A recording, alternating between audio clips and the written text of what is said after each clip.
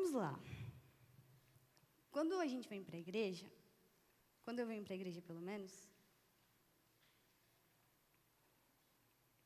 eu venho para a igreja pensando assim, poxa, o que será que Jesus vai falar hoje, né? Nossa, como que será que vai ser o culto hoje? Aí você vem com uma expectativa.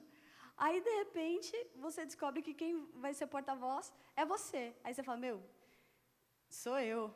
Vixe, só Jesus mesmo. E eu queria convidar você nessa noite a entender que você é amado de Deus.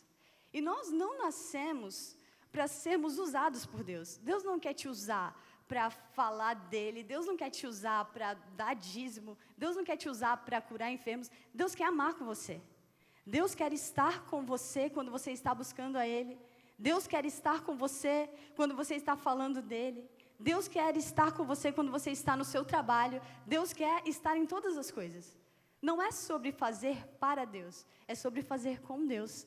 E Deus, Ele quer mudar essa perspectiva nossa. E nesse ano, nós estamos em um ano que nós vamos falar sobre a novidade de Deus.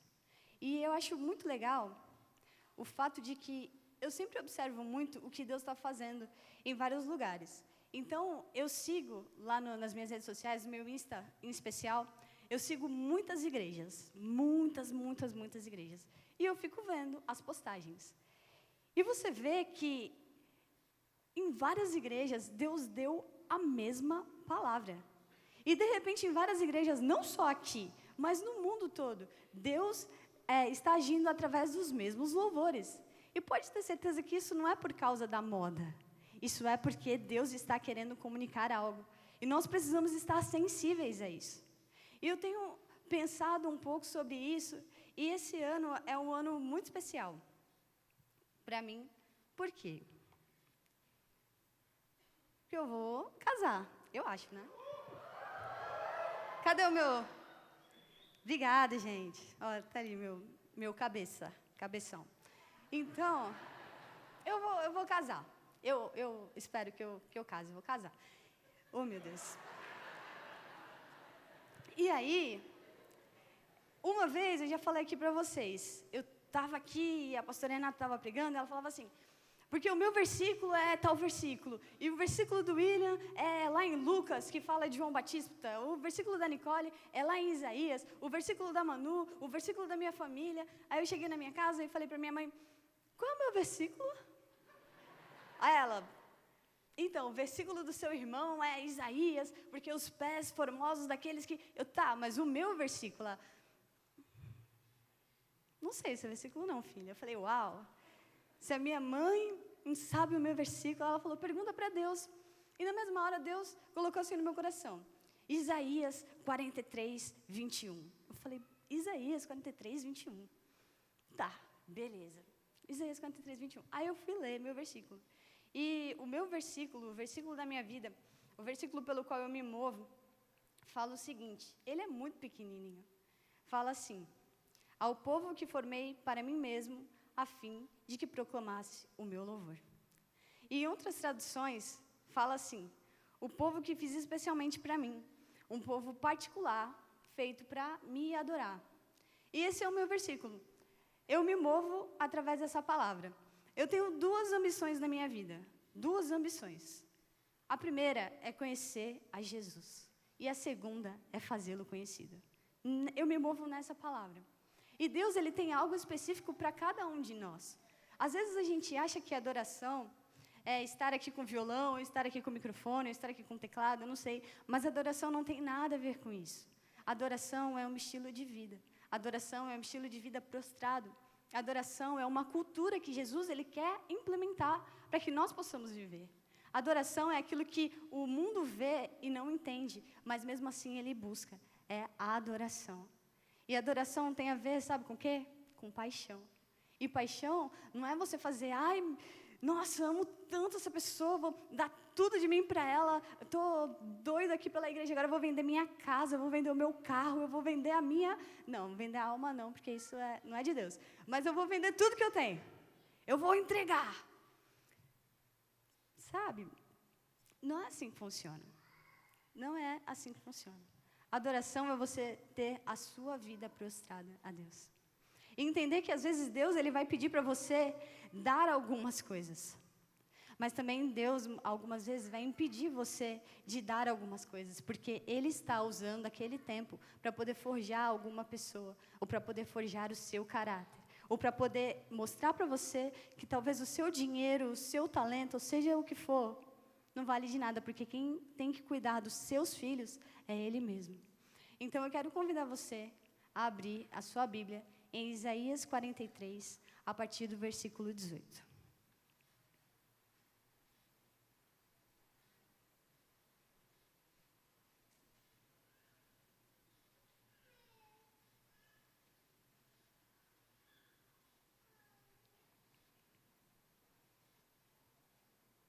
Amém? Podemos ler? Vamos lá então.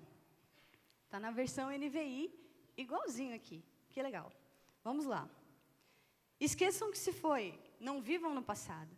Vejam, eu estou fazendo uma coisa nova. Ela já está surgindo, vocês não a reconhecem?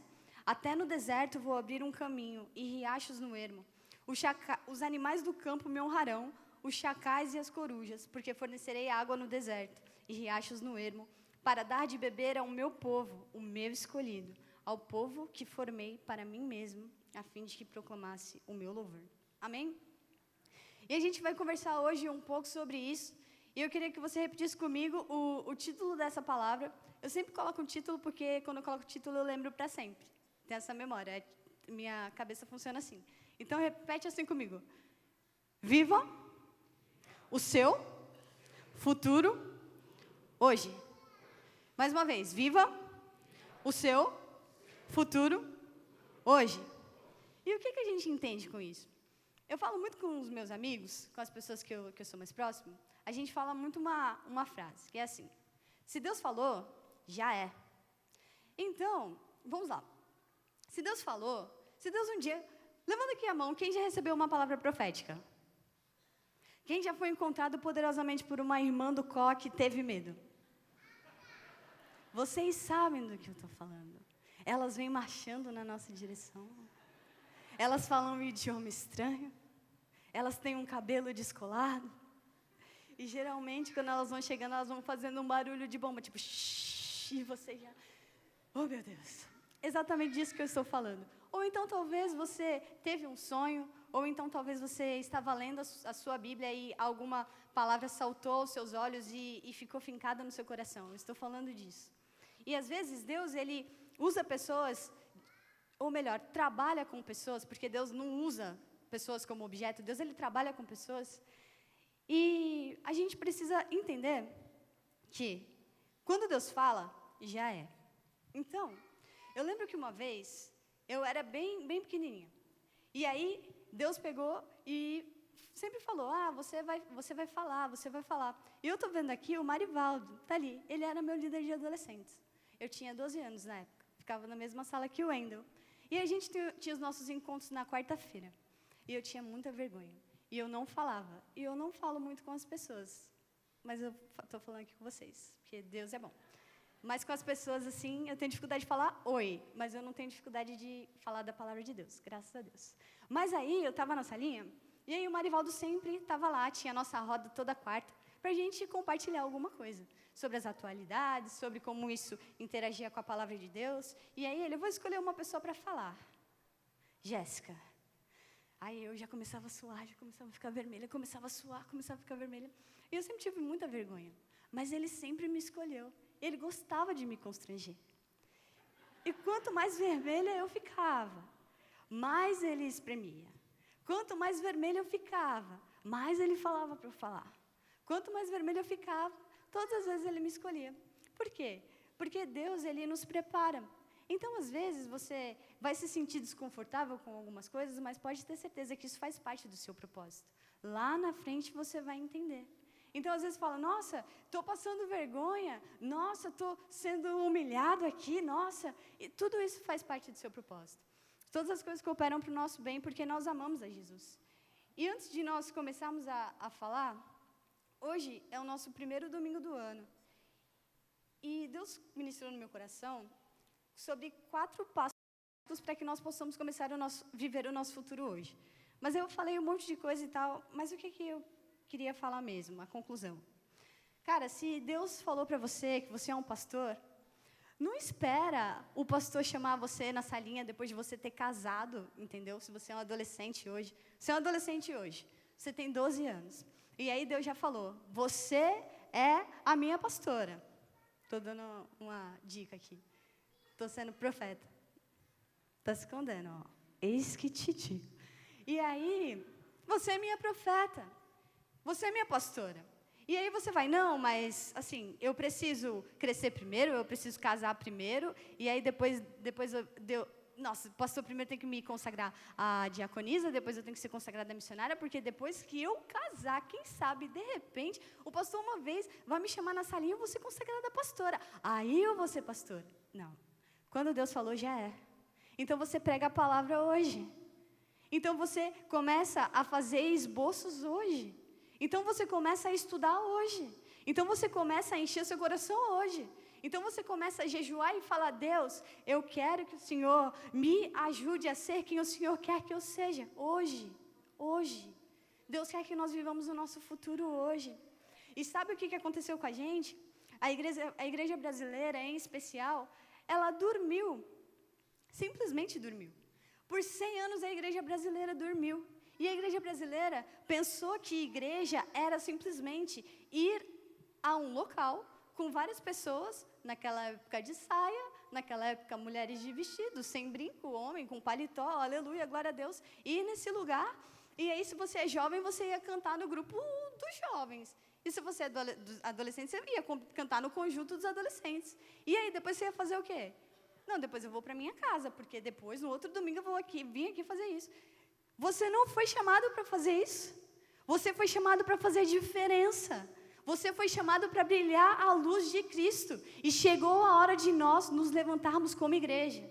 E o que é eclésia? Eclésia é a união de pessoas que se levantam para decidir o destino de um lugar. E nós somos a eclésia de Deus. Nós somos a eclésia de Deus. Talvez você não acredite hoje, mas você é a eclésia de Deus. E eu oro para que nessa noite, Deus venha encontrar você nos seus sonhos. Eu oro para que nessa noite, quando você estiver voltando para a tua casa, uma irmã do coque, muito poderosa, encontre você. E tomara que não seja uma irmã do coque discreta. Tomara que não seja. Tomara que seja aquelas raízes, entendeu? Você pode encontrar uma irmã do coque Nutella. Né? Fala, então, queria falar... Não, quero que seja aquela que venha marchando, para você nunca mais esquecer. Entendeu? Ficar no seu coração, porque Deus, Ele quer você. Deus não precisa de você. Deus não precisa mesmo. Se Ele quisesse, Ele mandava um anjo. Se Ele quisesse, Ele mandava um monte de anjo. Se Ele quisesse, todo mês, Ele ia lá na conta da igreja e depositaria na conta dos céus todo o dinheiro suficiente para passar o mês. Mas só que Deus, Ele quer estar conosco. Então, se permita ser usado, se permita ser um instrumento de Deus. E a gente está falando sobre Isaías. E aqui, nesse texto, a gente consegue ver algumas coisas. Que o povo, ele estava com a lembrança naquilo que já aconteceu no passado. Mas Deus estava fazendo uma coisa nova, e essa coisa nova estava surgindo, e eles não estavam percebendo. E isso é muito sério. Porque nós estamos vivendo um tempo de mudanças. Eu não sei se vocês perceberam, mas os holofotes do mundo estão virados para o Brasil. E os holofotes do Brasil estão virados para a igreja. Porque o atual presidente da República, quando as pessoas olham para ele, sabe para quem que eles olham? Para os evangélicos. Ele é evangélico? Não é. Mas ele foi a pessoa que Deus levantou como uma autoridade. E esse homem quase foi morto. Eu não sei o que ele está fazendo lá. Quer dizer, eu sei, foi Deus que colocou. Não estou falando aqui a minha opinião política, porque a minha opinião política é irrelevante aqui para vocês. O voto é secreto. Mas, o que eu estou querendo dizer? Esse cara, ele foi eleito. E esse cara encheu o congresso dele lá, os seus ministros. Boa parte deles nos representam. Então, ninguém nunca acompanhou política nesse país. Ninguém nunca ligou. Mas agora, é o presidente falar um A, que é por causa da igreja. É a ministra falar porque esses crentes, eles estão olhando para nós. E a minha pergunta é, quando eles olharem para nós, o que é que eles vão enxergar?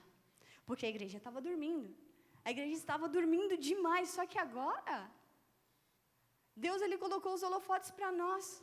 E a palavra fala que não existe nada que está em oculto que não seja revelado. Há muitos anos tem sido ministrado, há muitos anos tem sido profetizado que Deus ele se levantaria nessa nação e que ele derrubaria os principados da corrupção. E isso está acontecendo nesse momento. Se Deus falou, já é. Naquela época, quando Deus falou, já estava acontecendo. Mas agora nós precisamos nos levantar. Existem escolas esperando por nós, professores que irão lá. Não estou falando que a gente vai entrar na sala de aula e fazer com que aquele local seja um culto. Nós não podemos fazer isso. Nós não podemos colocar religião na garganta das pessoas. Mas nós podemos ser pessoas tão incríveis que quando nós saímos do nosso ambiente do trabalho, eles vão nos seguir e vão falar, ei, mas por que você é assim? Ah, porque eu conheço Jesus. Quem é Jesus? E aí você apresenta. É assim que a gente faz. É assim que a gente faz, porque não é por força nem por violência. É pelo Espírito de Deus. E nós precisamos nos preparar.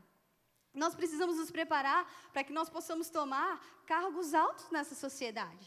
Nós precisamos nos preparar também, sabe para quê? Para que quando nós estivermos com os nossos filhos, com os nossos primos, com os nossos vizinhos, para que eles olhem para nós e vejam Cristo em nós. Porque o Brasil inteiro está olhando para a igreja. E eu faço a pergunta, para onde nós temos olhado? Como nós temos agido? Como nós temos agido? E antes de tudo, antes de nós começarmos a falar mais sobre Isaías, eu só queria falar para vocês que nós precisamos tomar muito cuidado em tudo que a gente fala, em tudo que a gente posta, porque as pessoas estão nos observando. E se nós não somos capazes de amar uns aos outros, ninguém vai acreditar no nosso discurso. Se a gente fala e não vive, as pessoas vão ver isso agora. E isso é muito sério. Muito, muito sério. E continuando, nós estamos vivendo esse tempo e é preciso que a gente comece a virar essa chave. E ao nosso redor existe uma realidade espiritual. E essa realidade espiritual, ela é muito mais real do que aquilo que nós podemos ver. É muito mais real. Por exemplo, se eu olhar ali para a galeria agora, sabe o que eu estou vendo? O menino da filmagem. Porque eu não tenho esse dom de visão. Mas existe uma realidade espiritual aqui. Entendeu? Aqui tem uns anjos que eu não estou vendo, mas eles devem estar por aqui. E também tem uns demônios por aí. Eles estão por aí. Mas nós precisamos entender que mesmo que essa realidade ela aconteça e nós não conseguimos ver, ela acontece como se fosse um Wi-Fi, entendeu? O reino dos céus, os segredos de Deus, é tipo um Wi-Fi. Deus, ele está em todo lugar, todo lugar. Aleluia. Existem antenas de Deus aí, antenas celestes com os mistérios de Deus. Que maravilha. Só que, para que a gente possa acessar isso, é necessário pagar um preço. Então, para você ter internet, você precisa pagar um preço. Você precisa pagar um preço para você ter acesso a informações incríveis. E para que a gente possa ter acesso a informações incríveis de Deus, nós também precisamos pagar um preço. E esse preço não é R$80 da nossa conta da NET. Esse preço não é R$200 da nossa conta da Vivo. Esse preço não é um número. Esse preço tem um nome. E esse nome é intimidade. O preço de nós acessarmos os mistérios de Deus é intimidade. E não tem como eu ter intimidade com uma pessoa retroativa. Não tem como eu ver uma pessoa, nossa, aquele meu amigo de infância, 20 anos, nunca mais vi, nunca mais falei. Se você encontrar essa pessoa na rua, talvez você nem reconheça mais. Não tem como eu usar na minha intimidade do passado. Não me interessa se no passado você queimou e amou muito Jesus, você precisa continuar queimando. Eu preciso continuar queimando. Vocês precisam continuar buscando. Eu preciso continuar buscando. Nós precisamos continuar buscando Jesus. Em todo o tempo. Em todo o tempo, porque Jesus, Ele nos deseja. E quando nós falamos sobre viver o nosso futuro hoje, Deus ele tem muitas promessas para nós. Deus tem coisas muito incríveis para nós. E nós vemos que nós, como brasileiros, somos muito procrastinadores. Muito procrastinadores. E eu sou uma dessas. Eu estava ontem, entrei na internet. Não sei o que eu fui fazer. Já sei, eu ia assistir um filme que a pastora tinha pedido para fazer um negócio para ela. Mas aí eu abri o Netflix. Aí tinha lá, série de organização com Marie Kondo. Organize sua casa. Aí eu cliquei. Quando eu fui ver, 2h da manhã, ai meu Deus. E a gente é assim, a gente deixa para depois. A gente deixa para depois. Então, não, vou começar minha dieta. Segunda-feira eu começo. Amanhã já é segunda. Beleza. Não, eu vou começar a juntar dinheiro. Mês que vem eu começo a juntar dinheiro. Aí não sobra. Aí não, no outro mês agora vai.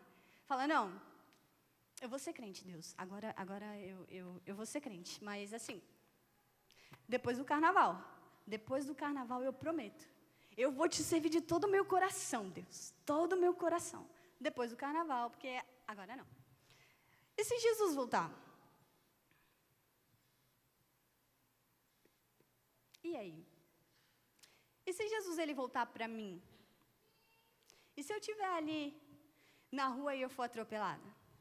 E se eu estiver comendo cuscuz e morrer engasgada? Gente, vocês estão dando risada, e eu também, mas isso aconteceu com uma tia minha, eu não estou brincando. É sério. É sério, Fiamma. Estava na mesa, alguém contou uma piada, comendo cuscuz, morreu. Isso pode acontecer. Não como cuscuz. Isso pode acontecer, e aí Jesus voltou para mim. E aí? E o que vai acontecer com aquilo que Deus falou para mim? Aquilo que Ele queria fazer através de mim? É muito importante que a gente tenha no nosso coração o seguinte. Repete assim comigo. Eu não sou indispensável. Se você não quiser fazer, Deus levanta outro para fazer. E aí, Deus vai pegar e vai cobrar. A gente não é indispensável. Se você não quiser fazer, Deus levanta outro. Mas o outro não vai fazer como você faria. Ele pode ser melhor que você, ele pode ser pior que você, mas ele não vai ser igual a você. Porque você é insubstituível. Não existe ninguém igual a você. Ninguém igual a você. E Deus te ama. Deus te ama muito. A música que a gente acabou de cantar, Deus me ama, Ele me ama. Quem conhece a história dessa música? Pouca gente, que bom. Vou contar então, vai ser novidade para vocês. O escritor dessa música, ele era líder de jovens. E aí, ele estava orando pelos jovens da igreja dele. E ele falava, Deus, eu quero um avivamento. Eu quero um avivamento pelo meu país. Eu quero um avivamento para os meus amigos. Quero um avivamento para a minha igreja. Eu quero um avivamento. Eu quero algo novo. Eu quero que a sua palavra seja pregada de maneira genuína. Eu quero mais do Senhor. Nem que eu precise dar a minha vida. Eu quero isso. E sabe o que aconteceu? Esse cara, ele era um cara muito amado. Um líder muito amado. E uma vez, ele estava em uma rodovia com o carro e ele morreu. E o amigo dele, John Mark Macmillan, ficou muito bravo com Deus. Muito bravo com Deus. E ele era ministro de louvor. E ele escreveu algumas coisas e tal. Um tempo depois, ele pegou aquilo de novo, quando ele teve o seu coração acalmado, e ele escreveu essa música. Essa música foi traduzida para não sei quantos idiomas. Essa música alcançou tantas pessoas e restaurou tantas pessoas, porque alguém uma vez se levantou e falou, Deus, eu dou a minha vida se for preciso. Mas só que quando a gente fala em dar vida, às vezes a gente vai precisar dar a vida uma vez só, e nós vamos estar com o Senhor. E deve ser incrível ir para o céu, muito incrível ir para o céu. Quando eu penso no céu, eu penso... Sabe no que eu penso? Quando eu penso no céu, eu penso que vai ser assim. Eu, sentada na mesa, com meu amigo, dando risada. Falando coisas incríveis, sabe? Quando eu estou com meu namorado, eu tenho intimidade com ele. Então, a gente conversa. E a gente conversa sobre várias coisas. Várias coisas. E quando eu penso em Jesus, eu penso em estar com ele e falar, Jesus, o que o Senhor quis dizer naquela parábola? Jesus, o que será que essas pessoas pensaram? Ou melhor, me conta, né? Agora está tudo liberado aqui no céu, os segredos. Então conta para mim. Conta para mim. Quero chegar lá no céu e falar, João, vem cá, cara, você era muito ousado. Conta para mim. E a eternidade, não vai ser suficiente, mas vai ser suficiente para a gente conversar com todas as pessoas. Imagina, no céu, não vai existir indiferença. No céu, não vai existir desunião. No céu, não vai existir departamentos separados. No céu, não vão existir igrejas diferentes. Nós seremos uma em Cristo e Ele estará lá conosco. Isso vai ser tão incrível. Mas eu também penso que, às vezes, Deus ele nos chama para viver por Ele, morrer por Ele todos os dias. Todos os dias. E aí é difícil. Eu não sei se é difícil morrer porque eu nunca morri, mas viver é uma coisa complicada. É bem complicado viver. Porque todos os dias nós temos pensamentos que às vezes não condizem com a palavra de Deus. Por mais que você seja uma pessoa boa, por mais que você seja uma pessoa legal, não tem jeito. Sem querer você está lá e de repente você não está mais lá e você já está pensando besteira. Essa pessoa que vos fala, nossa, eu nem sei dizer, eu vou até mudar de assunto. Os passos práticos para buscarmos viver o nosso futuro hoje. Vamos lá. Primeiro passo prático, a gente leu Isaías. Então, o primeiro passo prático está lá no versículo 19, que fala assim: esqueçam o que se foi, não vivam no passado. Vejam, eu estou fazendo uma coisa nova, ela já está surgindo. Vocês não percebem? Nós temos duas passagens muito legais, que estão lá no Evangelho de Mateus, capítulo 16, e em Lucas 7.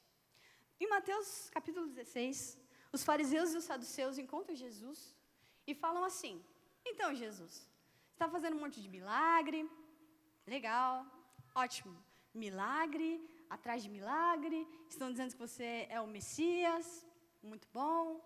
Então, faz um milagre aqui, agora, manda um milagre do céu, faz um negócio aqui visível, agora, para eu ver. E aí, Jesus fala assim para eles: quando a tarde vem, versículo 2, Mateus 16, versículo 2, quando a tarde vem, vocês dizem: vai fazer bom tempo porque o céu está vermelho. E de manhã, hoje haverá tempestade porque o céu está vermelho e nublado. Vocês sabem interpretar o aspecto do céu, mas não sabem interpretar os sinais dos tempos. Isso é algo muito sério. E aí, lá em Lucas 7, no versículo 31 e 32, Jesus fala assim: aqui posso comparar os homens dessa geração. Como se parecem? São como crianças que ficam sentadas na praça e gritam umas às outras. Nós lhes tocamos flauta, mas vocês não dançaram. Cantamos um lamento, mas vocês não choraram. Então é muito necessário, primeira coisa que a gente precisa fazer para viver nosso futuro hoje é discernir os tempos. Eu preciso saber qual temporada eu estou vivendo na minha vida. Eu preciso viver qual estação eu estou vivendo na minha vida. Então a gente está lá no nosso trabalho, vou falar de mim agora, você está lá no seu trabalho, 6 anos, direitinho, nunca nenhuma reclamação, certinha na vida. Claro que a gente sempre faz umas coisas erradas assim, mas nada demais. E aí, de repente, você pensa: estou no trabalho, cara, isso aqui vai durar para sempre. Isso aqui não vai durar para sempre. Eu fui demitida, gente. Sabe o que a minha chefe falou para mim? Olha, nossa, Jéssica, ela falou isso mesmo para mim: você é um talento. Nossa, muito pessoa legal. Mas você está no lugar errado na hora errada. Obrigada, senhora. Mas graças a Deus, eu penso assim: se eu tenho hoje, isso significa que eu preciso pensar no dia de amanhã. Sabe alguém que discerniu os tempos muito bem? José. José, interpretador de sonhos, estava lá no Egito e falou com o faraó: olha, faraó, a gente está passando um tempo aqui, e aí Deus ele vai fazer algumas coisas para a gente, Deus ele vai mandar um grande período de prosperidade aqui para a terra. Mas depois disso, depois desses 7 anos, vão vir 7 anos de escassez. E esses 7 anos de escassez vão ser terríveis. Então, eu aconselho a você a fazer o seguinte: agora que você está vivendo nessa estação de prosperidade, o que você faz? Começa a guardar, estoca tudo, administra tudo direitinho, organiza tudo direitinho. E aí, quando vier o tempo ruim, a escassez, você vai ter. E José, ele compartilhou essa informação com o faraó. O faraó o colocou como governante abaixo dele. E aí, o que aconteceu? Com essa atitude de discernir o tempo, saber que, gente, se você está vivendo um momento bom agora, pode acreditar que vai vir um tempo ruim. Mas esse tempo ruim pode ser bom, se você estiver preparado, entendeu? Então, o que aconteceu? Houve o tempo de escassez, mas ele estava preparado, consciente da estação que estava vivendo. Então, quando ele tinha muito, ele juntou. Quando ele tinha pouco, ele tinha guardado. E ele tinha o seu coração em Deus, sabendo que o mesmo Deus que mandou a prosperidade uma vez, ele mandaria novamente. E às vezes, aqui está falando o povo, não, manda o sinal. Tem aqui Isaías, Jeremias, Gênesis, tudo. E falando, olha, o Cristo vai fazer isso, isso, isso. Não estou entendendo. Gente, Deus está falando em todo tempo, a gente precisa entender, precisa ter uma noção. Aí, está lá, em Lucas 7, poxa, a gente canta uma música animada, vocês não dançam. A gente toca uma música triste, vocês não choram. Qual é o seu problema? Às vezes a gente tem probleminha. E às vezes nós, como crentes, nós somos movidos basicamente a duas palavras, que são vitória e deserto. As pessoas lá fora não vão entender a gente falando essas coisas, mas é assim. Estou no deserto e Deus vai mandar a vitória. A gente sempre está em busca da vitória. E quando a vitória chegou, a gente ainda pensa que a gente está no deserto. Vocês entendem? E nós precisamos aprender a sermos gratos, porque nós temos um bom Pai. Então, é importante que a gente comece a aprender a discernir o tempo. E Deus tem dito há um tempo que Ele está mandando um avivamento aqui para o Brasil. Que Ele está mandando um avivamento para as nações. E tem se levantado em vários locais do mundo casas de oração. Essa casa aqui está orando 24 horas por dia por quantos anos, pastor? 13 anos orando ininterruptamente. Existe a IHOP, International House of Prayer, lá em Kansas City, que está orando, se eu não me engano, há 27 anos ininterruptamente. Aqui no Brasil tem outras casas de oração e tudo isso tem sido se levantado por quê? Porque para haver um avivamento, é necessário que haja, primeiro, choro, segundo, arrependimento. Está escrito lá em Joel. A gente só lê a parte que Deus vai derramar o seu Espírito, mas a gente não lê antes. Que as crianças que estão no período de amamentação, elas vão jejuar. Que os noivos vão parar a festa lá deles. Já pensou? Mas a gente vê um texto, mas não vê um contexto. E a gente precisa discernir o tempo. E a gente precisa entender que não existe avivamento sem arrependimento. E quando Deus fala sobre um avivamento, quando você vê algo muito incrível, muito diferente, as pessoas colocam os holofotes ali. E a gente precisa entender que nós estamos vivendo essa fase. O mundo está olhando para o Brasil, os brasileiros estão olhando para a igreja, e a igreja precisa discernir de que esse é o tempo de fazer alguma coisa. Agora a pergunta, tem como você colher alguma coisa que você não plantou? Não tem. Não tem mesmo. E nós precisamos começar a plantar. Se você tem plantado, você vai começar a colher em breve. Mas se você não tem plantado, não tem problema, começa a plantar hoje. Começa a plantar hoje. Porque senão o dia da colheita não vai chegar. Começa a se consagrar hoje, começa a ler a Bíblia hoje. Eu não vou fazer essa pergunta aqui para não constranger ninguém. Ou vou? Deixa eu ver. Eu vou fazer a pergunta contrária. Vamos lá. Quem aqui, nesse local, é cristão há mais de 5 anos? Beleza. Há mais de 10 anos? Há mais de 20 anos? Nossa, gente, pouca gente. Tá bom, ok. Agora, levanta a mão aqui, quem já leu a Bíblia inteira pelo menos uma vez na sua vida? Vocês não estão vendo, mas é pouca gente. Acho que no máximo 30 pessoas levantaram a mão. Isso não é algo legal. Sabe por quê? Porque se a gente ama Jesus, a gente precisa amar a palavra de Deus. Isso não significa que você ter lido a Bíblia inteira vai fazer de você uma pessoa melhor. Não significa. Se você for chato e usar disso como pretexto, porque isso não te faz santo. Sabe o que te faz santo? O tanto da Bíblia que você pratica. E não que você lê. Mas, para a gente praticar, a gente precisa ler. Para a gente praticar, a gente precisa ler. Então, eu quero convidar você a ler a Bíblia. Quando você não estiver entendendo nada, continua lendo, você não precisa entender. Entendeu? Só ler. Estou lendo a Bíblia. Está fazendo o quê? Lendo a Bíblia. Estou entendendo? Não. Mas enquanto você lê a Bíblia, você não está falando mal dos outros. Quando você lê a Bíblia, você não está pensando besteira. Né? Quando você lê a Bíblia, você não está sendo improdutivo. Você está fazendo o quê? Lendo a Bíblia. Está entendendo? Não. Mas está na sua mente. E um dia você vai lembrar disso. E Deus vai usar isso. Quando você lê a Bíblia, você blinda o seu coração com as verdades de Deus. Você pode não entender agora, mas um dia você vai entender. E é por isso que a gente precisa ler sempre. Todo ano a gente precisa ler a Bíblia. Amém? Então, primeira coisa que nós precisamos fazer, discernir os tempos. Segunda coisa, nós precisamos andar em fé. No versículo 20, fala assim: os animais do campo me honrarão, os chacais e as corujas, porque fornecerei água no deserto e riachos no ermo, para dar de beber ao meu povo, ao meu escolhido. Amém? E aqui a gente vê, no deserto não tem água. Animais não honram as pessoas, né, gente? Porque eles são irracionais, mas os animais aqui vão honrar a Deus. Olha só que coisa incrível. E o que significa isso? Fé. Nós precisamos andar em fé. Como a gente estava falando, se Deus falou, já? De novo, se Deus falou, já é. Já é. Se Deus falou, já, você vai ser uma pessoa próspera. Cara, já seja uma pessoa próspera hoje.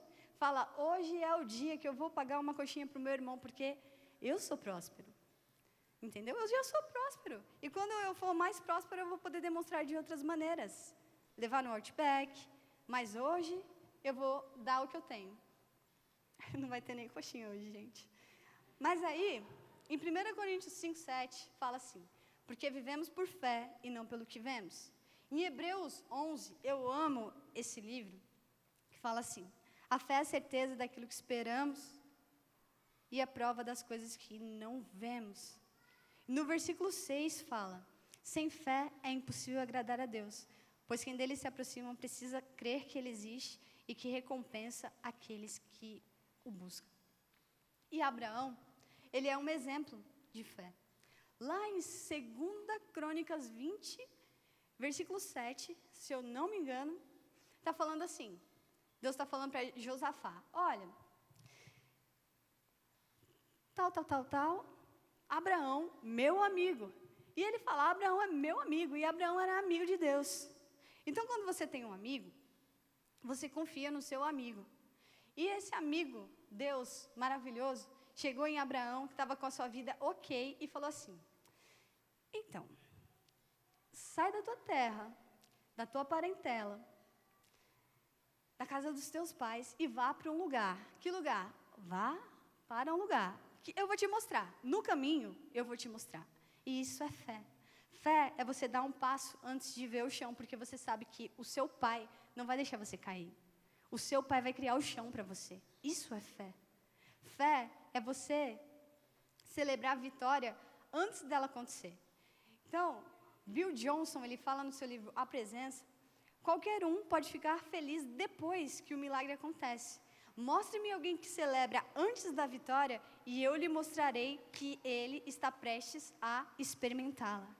Então, não viu ainda? Fala, glória a Deus pelo emprego que eu vou ter. Glória a Deus pela família que eu vou ter. Glória a Deus pelos filhos bonzinhos que eu vou ter, em nome de Jesus. Vão dormir, Jesus, obrigada. O Senhor é muito bom. E nós precisamos viver pela fé. Uma vida de sucesso, um conselho para uma vida de sucesso. Quando Deus falar alguma coisa, você vai. Deus disse para Abraão, Abraão, sai da tua terra, da tua parentela. E Abraão fez o quê? Foi. Então, repete assim comigo. Eu falo muito para a gente repetir, porque quando a gente repete, a gente ouve 2 vezes. Então, a gente grava na memória. Se Deus falou que eu devo ir, eu vou. Se Deus falou, só vai. Hashtag só vai. É só ir. Se Ele chamou, Ele responsabiliza você. Entendeu? Se Deus chamou, Ele responsabiliza você. E às vezes a gente fica esperando os recursos, às vezes a gente fica esperando coisas naturais acontecerem, sendo que Deus, Ele é o dono do ouro e da prata. Deus, Ele é o dono da cura. Deus, Ele é o dono das respostas. Deus é o dono das nossas vidas. E Deus, Ele é o nosso Pai.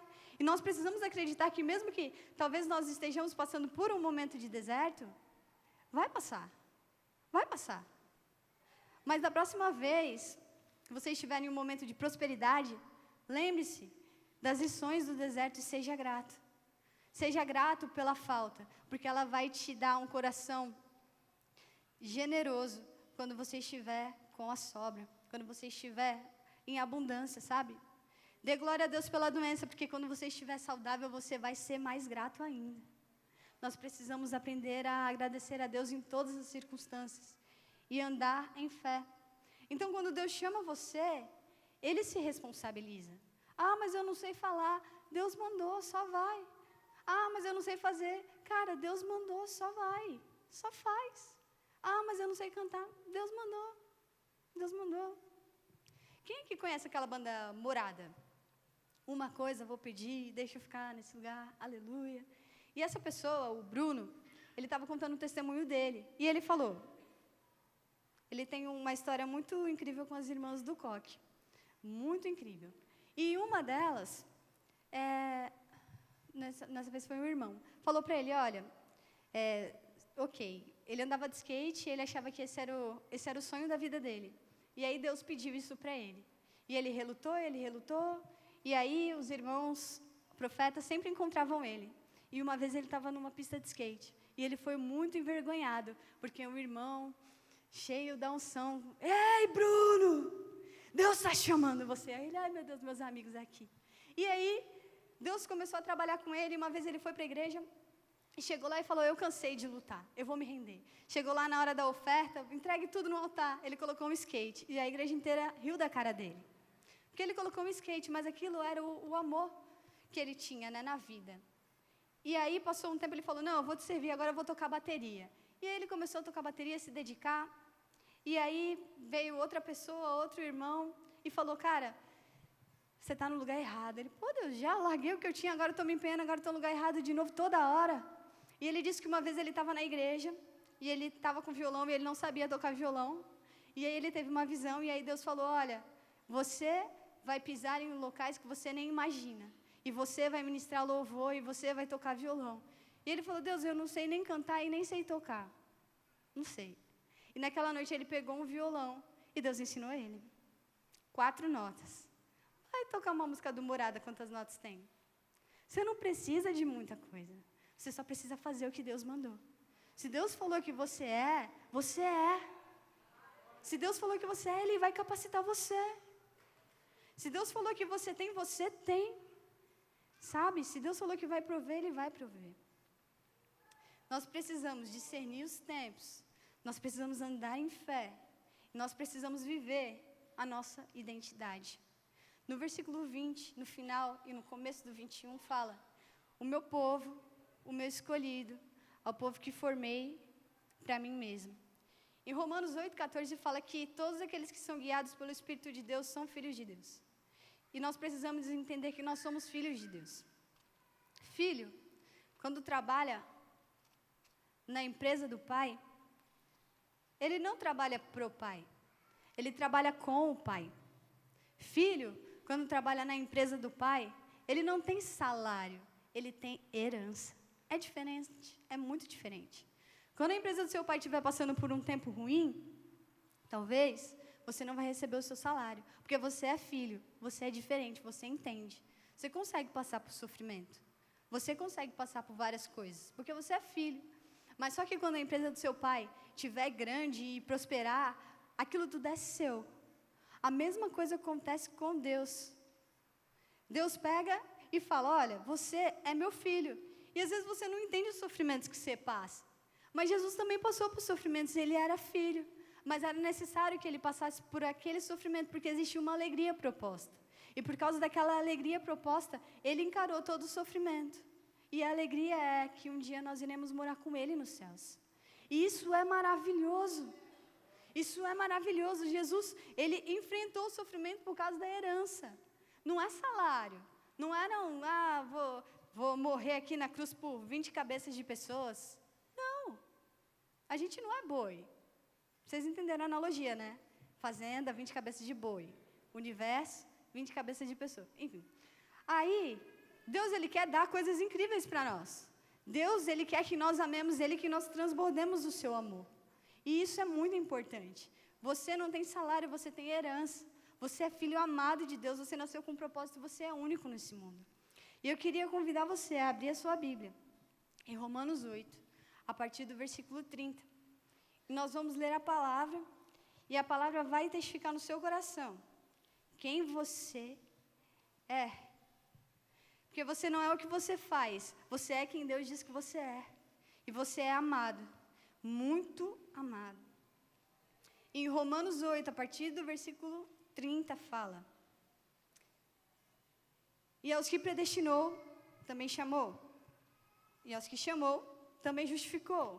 E aos que justificou, também glorificou. Que diremos, pois, diante dessas coisas? Se Deus é por nós, quem será contra nós? Aquele que não poupou nem o seu próprio filho, mas o entregou por todos nós, como não nos dará juntamente com ele e de graça todas essas coisas? Quem fará acusação alguma contra os escolhidos de Deus? É Deus quem os justifica. Quem os condenará? Foi Cristo que morreu e mais, que ressuscitou e está à direita de Deus e também intercede por nós. Quem nos separará do amor de Cristo? Será tribulação, ou angústia, ou perseguição, ou fome, ou nudez, ou perigo, ou espada? Como está escrito: por amor de ti, enfrentamos a morte todos os dias. Somos considerados como ovelhas destinadas ao matadouro. Mas em todas as coisas somos mais do que vencedores por meio daquele que nos amou. Porque eu estou convencido de que nem a morte, nem a vida, nem anjos, nem demônios, nem o presente, nem o futuro, nem quaisquer outros poderes, nem a altura, nem a profundidade, nem qualquer outra coisa na criação será capaz de nos separar do amor de Deus que está em Cristo Jesus, o nosso Senhor. Você é filho. É isso que você é. Nada pode te separar do amor de Deus. Nada pode.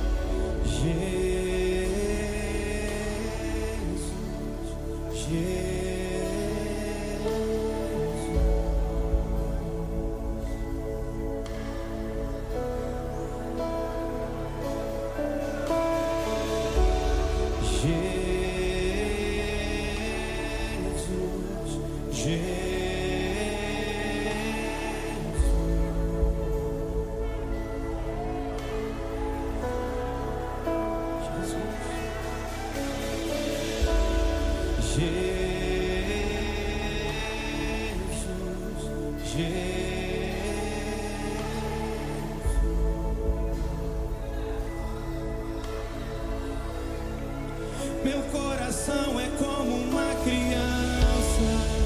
Meu coração é como uma criança. Ele só sabe dizer um nome. Ele só sabe dizer um nome.